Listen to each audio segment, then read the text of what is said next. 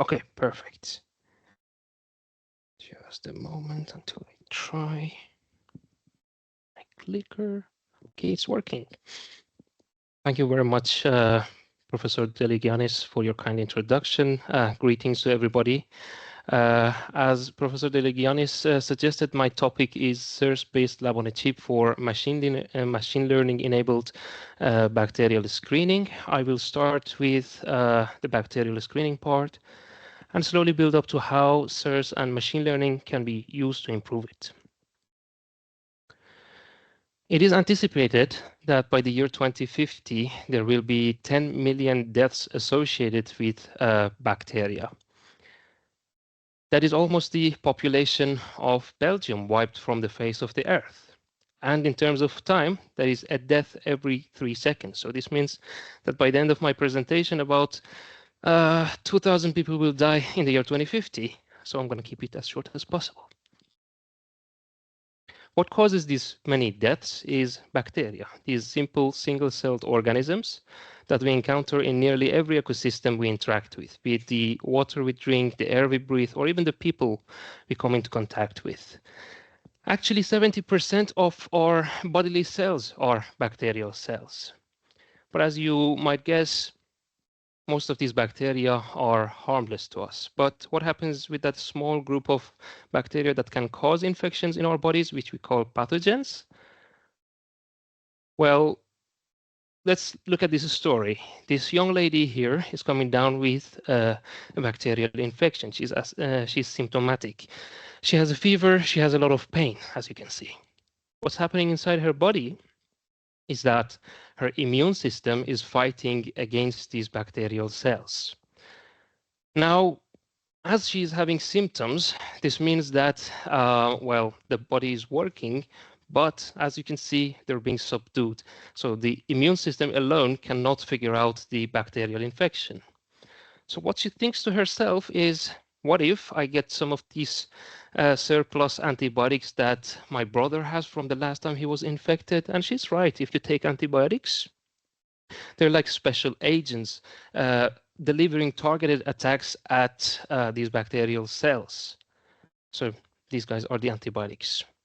But what happens when you do not take a correct dosage of antibiotics is that after a while, if some of these bacteria can actually escape the grasp of your antibiotics and the immune system, you will actually have these masters of evolution developing mechanisms to counteract antibiotics, to synthesize them.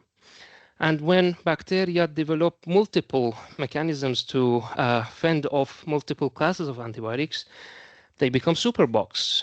And you can see from the reaction, they're extremely difficult to kill, to get rid of. And that adds to the global threat of antimicrobial resistance. To even further emphasize the importance of this problem, there are initiatives from the United Nations, such as One Health, which aims to regulate the production, prescription, and use of antibiotics. So with all this, we could say that immediate worldwide action is needed in order to understand and tackle antimicrobial resistance effectively. Now, in my PhD, I will focus on enabling the understanding part with the final goal of going toward tackling antimicrobial resistance in clinics. Now, as the young lady in our story should have done, when you have a sort of a severe infection, you go to the doctors and they take a sample from you and you go through this cycle of antibiotic prescription. As you can see, it involves growing the bacteria to a certain number. Then you use this system, which they call a MALDI-TOF mass spectrometer, in order to vaporize your sample and deliver it to a detector where you can make the identification. And finally, after you know what bacterium is causing the infection, you do antibiotic susceptibility testing in order to prescribe the correct amount of the correct antibiotics. Now, this conventional technique has some drawbacks, such as slow turnaround time, complex, bulky, and costly equipment, and limited real-time screening capabilities. Here, by screening, I mean monitoring over time. So we need alternatives that can be compact and automated, that can be very sensitive and rapid. And also, we don't want them to hurt our sample. We want to be able to screen what's happening to it.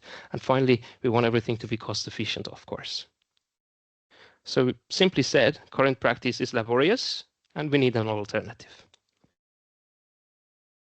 To identify the bacteria that are causing infections and to screen them, there are a variety of biosensors available. The optical ones are of special interest here because they could deliver minimally invasive to non-invasive detection. They could be fast, and they could be used for a variety of different bacterial cells. Now, when light interacts with matter, one of these four things can happen. The underlying principle of the technology I used in my PhD is scattering, which is simply a redirection of light. To give you an example, when sun is illuminating Earth, when the rays meet particles and molecules in the atmosphere, they get redirected based on their color. The shorter the wavelength or the cooler the color, the more the scattering. And that means that when it's daytime, you will see the sky to be blue. And when the light traverses more in the atmosphere, you can only see the red part of the light coming to you. And that's why the sunsets are red. Now, the majority of the scattered light has the same energy or color wavelength, but a small part of it can actually be accompanied with a shift in the energy wavelength color. So if you collect that part of light, that small fraction of the scattered light, and then you plot it against these shifts of color or energy, you have a Raman spectrum. Now, this Raman spectrum has some peaks in it. These peaks are coming from the chemical bonds that exist inside the chemical structure of your sample. For example, if you have a diamond, there's only one type of bond that can be activated. So you have a single peak. In the case of a plastic, the chemical structure is more complex. You have, let's say, more atoms and more types of bonds. So you have different peaks in it. Now, as this Raman profile, this spectral profile corresponds to the chemical structure of your sample, we call it a fingerprint. And Raman is a fingerprinting technology. But as it's a small fraction of the scattered light, it's quite weak. To put that weakness in perspective, we can say that the likelihood of scattering in the Raman way is 1 in 1 million. Now, what happens when a signal is weak? To give you an example, so you have your router in your hall and you want to scroll on Instagram in your bedroom, and your signal is unstable, it's weak. What do? You ask Martin first, of course, but then afterwards he installs an amplifier, a repeater on the way in order to amplify the signal. Now we do the same thing with our weak Raman signal, but our amplifier looks like this. It's a surface enhanced Raman spectroscopy principle where you have two metallic nanoparticles, in this case, very close to each other. And what happens with these two nanoparticles is that when they receive the light, they put it in a very tiny space, which we call a hotspot. Now, all that energy going to that hotspot and a molecule, as you see here, interacting with all that energy, what happens to its signal is that it jumps up, because simply the likelihood of being scattered has increased because of this, let's say, putting all the light in one tiny volume. And this is a comparison of the conventional normal Raman versus the surface enhanced Raman. Now, for SIRS, you have a lot of different substrates. You could have nanoparticles, you could have rigid substrates, you could have nanohole arrays, and all of them do the same thing, significantly amplify the Raman signal. The overarching goal of my thesis is to make a SIRS integrated platform that can enable bacterial screening. Now, for bacterial screening, the first thing you need is for your bacteria to be happy. So you need to make an environment for them to be happy. So for that, one of the best approaches is to use microfluidics because you have a high control over what's happening in the microfluidics. And out of all the different types of search substrates, one of the least complex types to be implemented in a microfluidic that is also reproducible is a metal-coated nanostructure or a rigid search substrate compared to nanoparticles, for example. Now, to achieve my overarching goal, I needed to implement this inside microfluidic channels, add some microfluidic controllers to achieve my controlled environment, complement it with some readout optics in order to interrogate what's happening inside the channel. And this whole system would enable me to identify what bacteria I'm looking at and what's happening to it by chemical fingerprinting. Now, to get to my overarching goal, I need to specify 5 main objectives that outline both my PhD as well as this presentation. First, we look at commercial search substrates in order to find what would work best for our specific application. And using that knowledge, we will develop, well, we have developed new search substrates and explored also new geometries that would work better with cells. Then we introduce everything inside a microfluidic for the controlled environment that the bacteria need. And we use certain algorithms in order to classify the emerging search spectra. Of course, we are not the first people to try search with bacteria.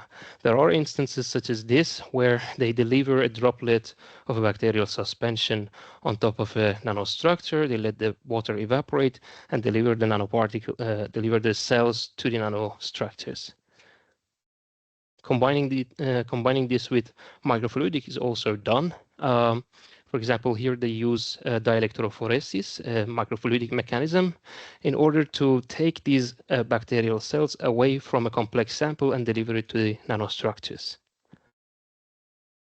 Well, on top of these two approaches, people have already also tried different classification and clustering algorithms in order to see how they can group their spectra together and have a sort of identification that is automated. But the main shortcoming with most of what you can find in the literature is that they are unsuitable for screening, for monitoring over time. For example, most of the time you can find people functionalizing the surface of the nanostructures, which is irreversible. So it means that they grab the cell and they don't let it go. But not to worry, in the beginning of my PhD, when I had more hair, I started by studying this sensing approach in order to develop what is necessary. And that takes us to the first part of this presentation, comparing commercial search substrates.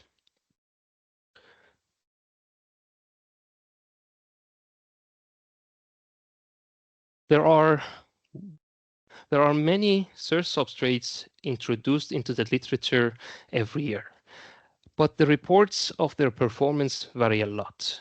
And that's because there is no standard way to characterize these search substrates.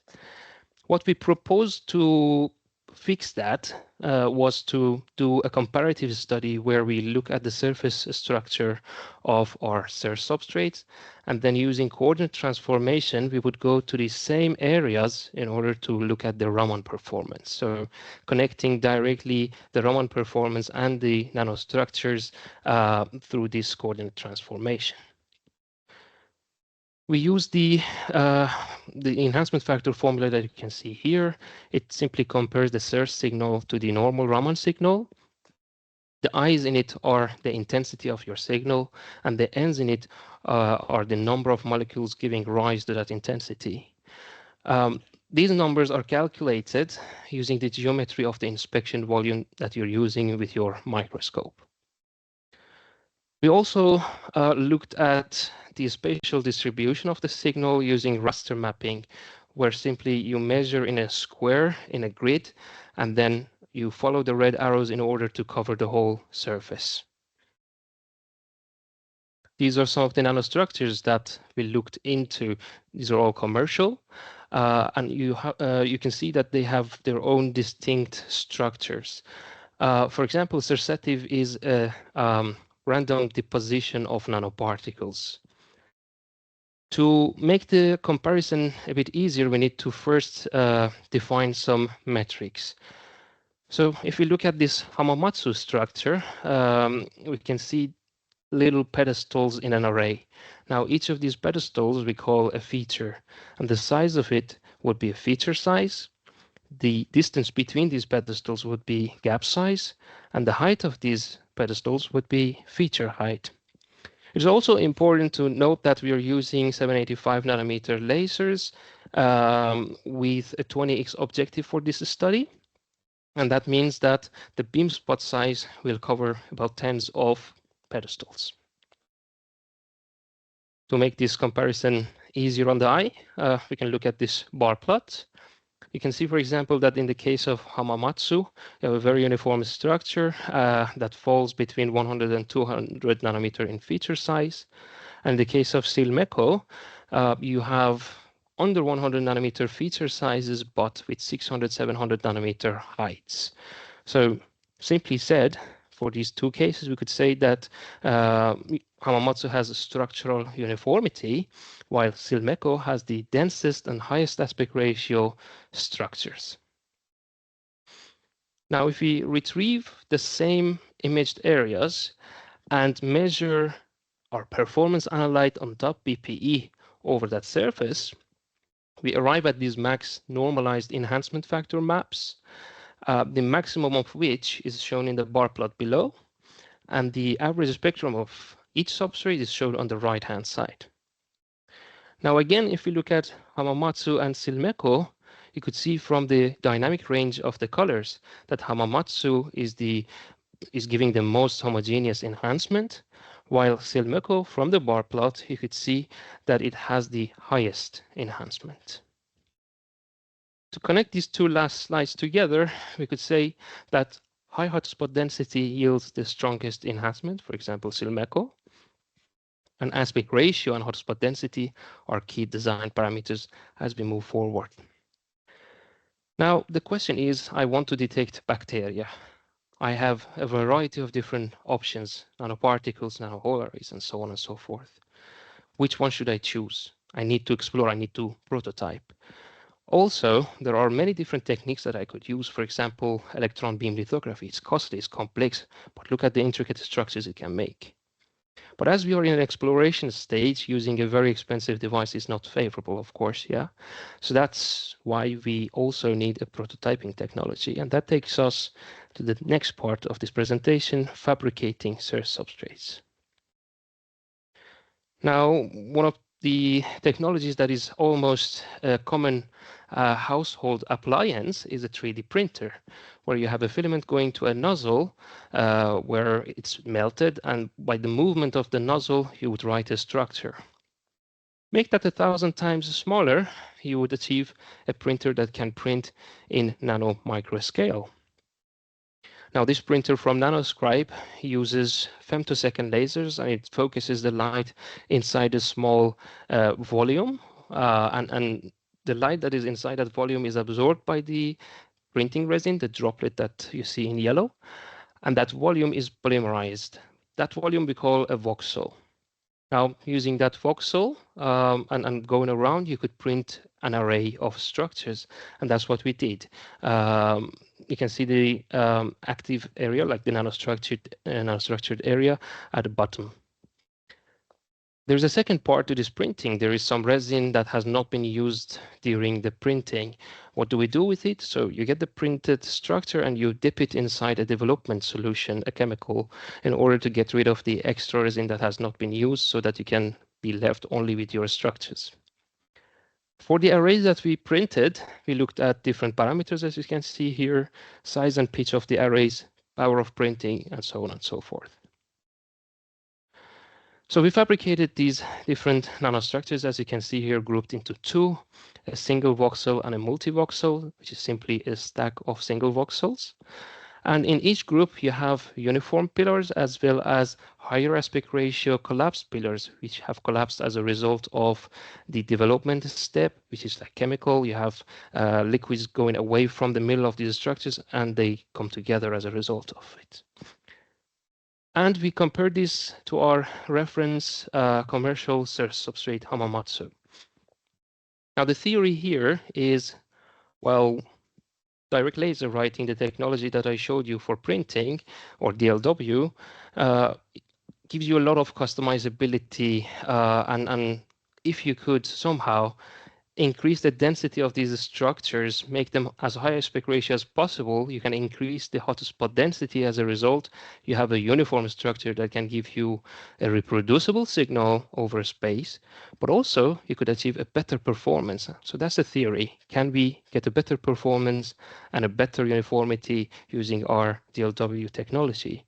And by making these zero substrates, we have shown the customization capabilities of this system. If you look at this micrograph, which is partially uniform and partially at random because of capillary effects, of course, collapse, making clusters.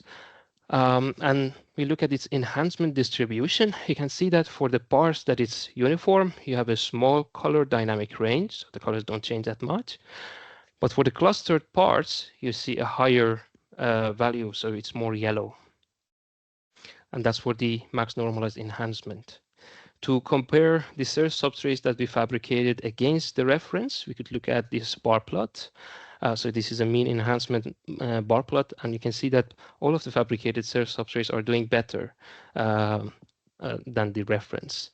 So in a way, we showed one part of our theory. And if we look at the relative standard deviation over a space, so the spatial instability of our signal, we have shown that the in case of stability over space, our fabricated substrates are doing better as well. So we've been able to show the structural uniformity of Hamamatsu, achieving better signal distribution. And of course, we have shown tenfold increase in the enhancement of our substrates over the reference. The key takeaways here are that the DLW fabricated structures demonstrate superior performance compared to the reference. That makes our fabricated substrates fall between Silmeco and Hamamatsu from the previous study. And we demonstrated that DLW can be used as a rapid prototyping technology for search applications. And well, the top performing substrate for us would be the collapsed pillar arrays that I showed, like the ones that were collapsing. The reason for that is that as the pillars come closer to each other, they localize the light better. And well, as a result, you have improved enhancement. But these happen at random. What if we could use a mechanism in order to have control over this? And also, the cells that we're looking at are micro-sized, while the nanostructures, if you remember, they're between, let's say, 200, 300 nanometer in feature size. So they're too big to fit between these nanostructures, and that's where, well, most of our signal is coming from. So you need to be very close to the nanostructures. Now, one idea would be to somehow open up these nanostructures, fit a cell between them, and bring them closer to each other. But how can we do that? And that takes us to the exploration of novel geometries for cell applications. To test our idea, we try to bring a membrane on a micromechanically bending structure, which I'm going to call microbender. So the important part here that we want to investigate is the yellow part, the membrane. The rest is an apparatus in order to achieve the bending. The red cone is the beam that is investigating the nanostructures, and what's happening in it is that as the arms are bending, you have a curvature, which I will explain a bit more later. If you look at the quartile of this structure, you can see that the base is quite large.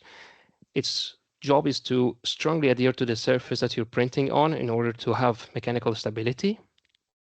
You have a membrane which should be stable enough for you to write the nanostructures over it.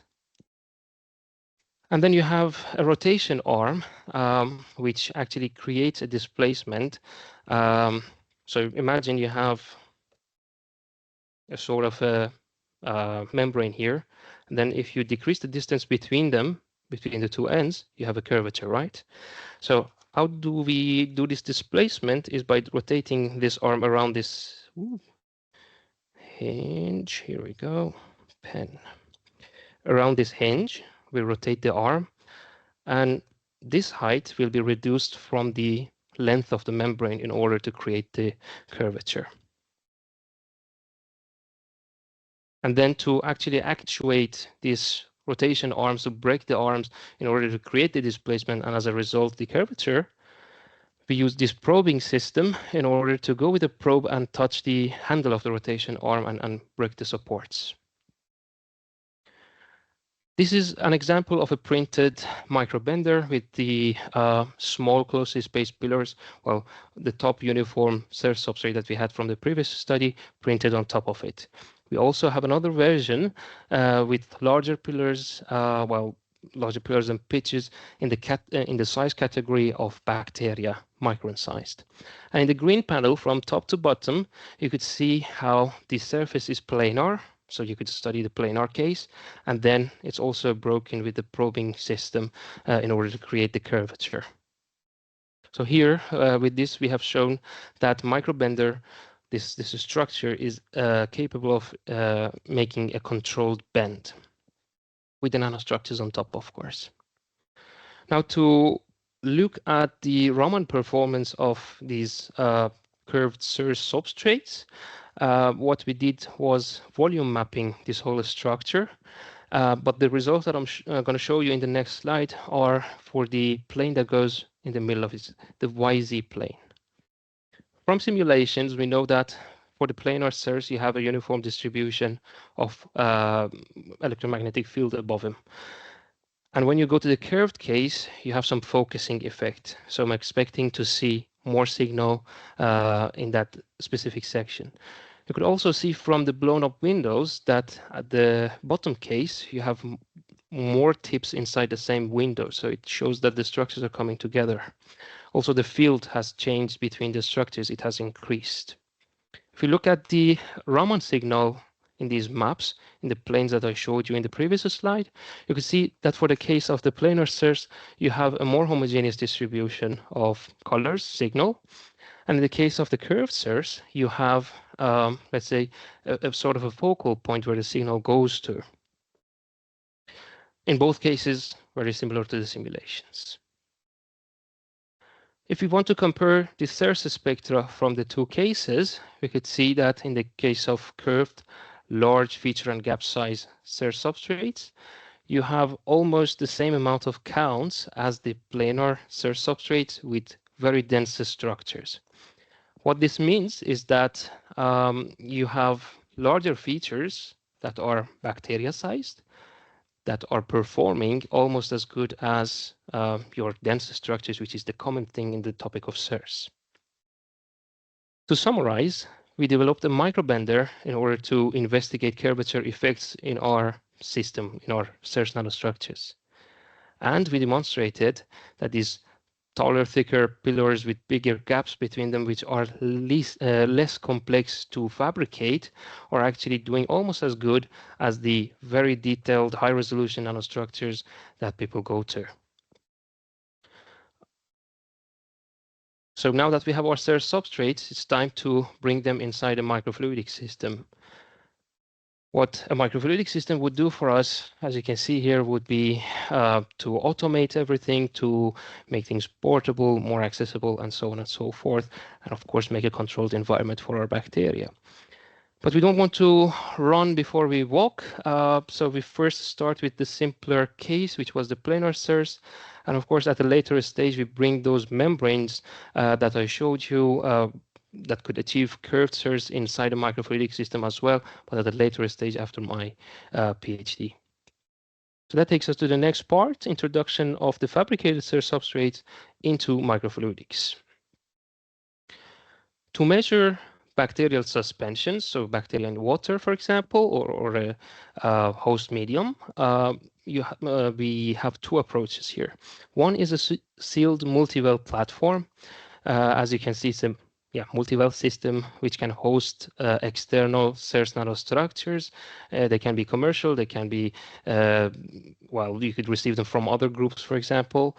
And what you can do with this system is to explore different scenarios. You could optimize your parameters, you could measure data sets in different scenarios before really going to your application in a microfluidic system. And for the microfluidic system, because we need to print over larger areas, we needed to re-optimize our protocol and process, as you can see here.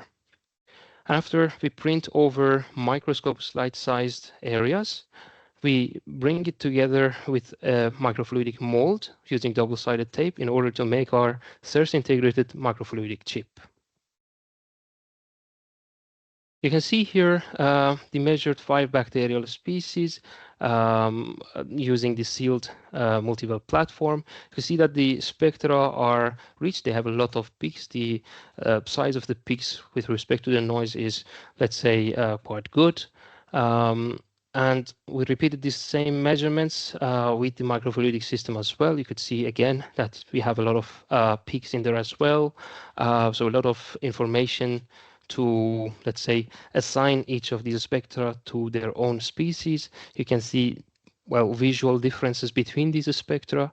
And if you compare them to what can be found in the literature, you could see that, for example, there are some protein peaks for the amide regions of these cells. And of course, from the outer shell of the cells, there are some lipid peaks as well. So they align very well. And we have shown that there is a clear spectral differentiation using our two approaches for these 5 bacterial species. To summarize, we integrated for the first time using direct laser writing some source nanostructures inside a microfluidic system. And by the choice of the microfluidic, the specific thing that we use, we enabled high throughput measurements with minimal sample requirement. And we demonstrated clear spectral differentiation between the 5 bacterial species. Now the question is, if I have a new source measurement, how do I assign a bacterial species label to it? And that's where we could use deep learning.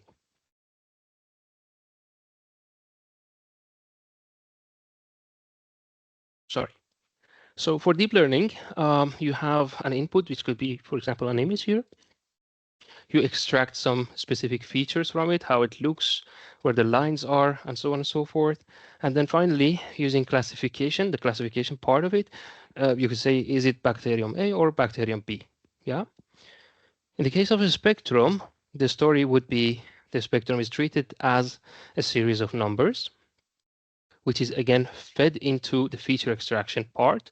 You could see, for example, in this class of bacteria, you have this certain peak. In the other class, you don't have it.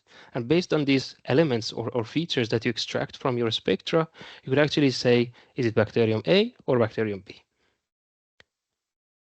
If you look at an image, it would almost be the same.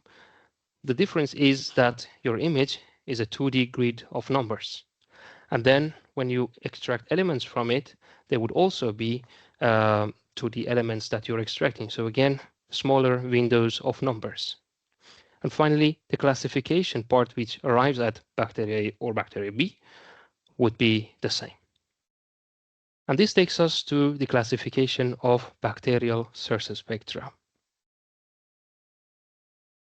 So using the two systems we had, the sealed multi-well platform and the microfluidic system, we have two data sets, a microfluidic or on-chip data set, as well as a sealed platform data set. On top of that, we added an E. coli clinical isolates data set from the literature. It's more challenging. They have 100 types of E. coli, well, strains of E. coli in this data set. So with this, we could actually challenge our approach. And the most straightforward thing to do would be to look at these spectra as series of numbers and do a 1D classification. Most of the time, this works just fine. But the question is, couldn't we extract more information from the same spectrum? Maybe there are some correlations in our spectra that we are not really tapping into. And this means that if I do a 1D to 2D transformation, I might be able to get more information out of the same spectrum.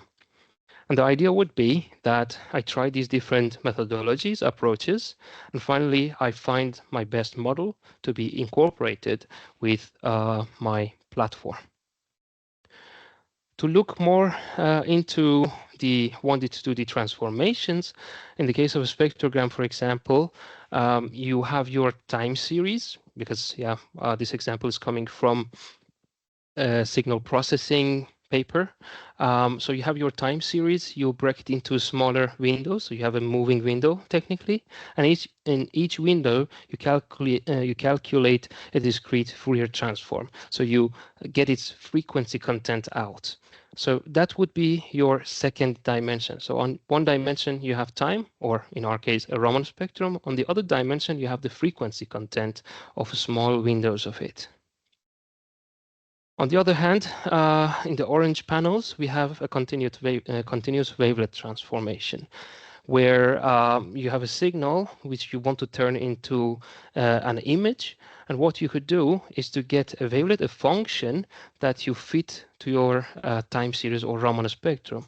And then the different rows are the different scales of the same wavelet. So you just expand it and expand it and expand it in order to go to higher and higher and higher rows. Well, for the case of the Raman spectrum, for the time series is in reverse, it's top down. So the higher you go in the Raman spectrum, you see larger frequency details of your spectra. For the 1D classifications, we used convolutional neural networks and support vector machines, and we achieved around 97% accuracy. You can see the optimized architecture of the convolutional neural network that we use, CNN model that we used on top. We can compare it to the spectrogram and continuous wavelet transformation models and the CNNs that were, the classification models that were used in 2 dimensions. And you can see that we have been able to improve their test accuracies. And the dataset that was used here was the more challenging clinical dataset to achieve these numbers. So here we have shown that going from 1D to 2D has gained us about 2%, which is of course humble, but shows opportunity. Now we have our prepared microfluidic system with source embedded inside it. We have controllers, we have optical readout. We can get these nice images out of this system. And also we have our nice model that is able to classify better than the most straightforward techniques. These models look at the specific parts of the images. As you can see, for the case of the spectrogram, the saliency map is showing vertical lines of attention. And for the case of the wavelet transformation, it's a sort of a distributed attention to the whole image. And looking at these parts, we can achieve 100% accuracy in classifying the output of our platform. So here, of course, the results are saturated, but we have shown that our chip's output was perfectly classified. Of course, we should try and investigate more, give it more challenging tasks in order to make sure that the results are not saturated. And these 2% improvements and so on are not actually as small as they are at the moment. Overall, we have introduced a novel source analysis approach through 1D to 2D transformations. We identified the spectrogram and continuous wavelet transform as the top performing transformations, and we achieved high classification accuracy using the output of our source integrated microfluidic system. Now, this was the end of the 5 parts that I had for my presentation. Now, let's see how they come together. So we made a clear, systematic way to evaluate source substrates, bringing comparability and reproducibility to source characterization, to a topic that is otherwise non-standard for characterization. Then we use that knowledge in order to develop new source substrates that can achieve 10-fold improvement over commercial source substrates from Hamamatsu. Then we developed curved source substrates and we challenged the current paradigm of smaller is better that is currently in source. Then we brought the planar search substrates into these microfluidic systems, enabling fast biochemical readouts, fabricating the first ever direct laser written microfluidic integration, well, showing the first ever DLW fabricated microfluidic integration. And finally, we used machine learning models in order to bring a new dimension to search analysis by transforming 1D spectra into 2D images and using image classifiers. So overall, we can say that the overarching goal of my PhD has been achieved by establishing a bacterial screening framework, as you saw. So far, we have shown potential of this sensing approach.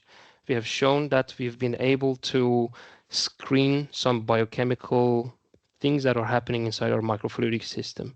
But of course, to make it more practical, we need to be able to do more on-chip sample preparation, use more microfluidic mechanisms that are available to us in order to, for example, improve surface interactions, because our nanostructures are on a surface. How do we get, let's say, more reproducible, stronger signals out of that surface? And finally, we would like to make all of these, let's say, different mechanisms, approaches, algorithms into a standalone system that would enable us to implement them in the clinics and use them for clinical studies. If you don't notice, that's me.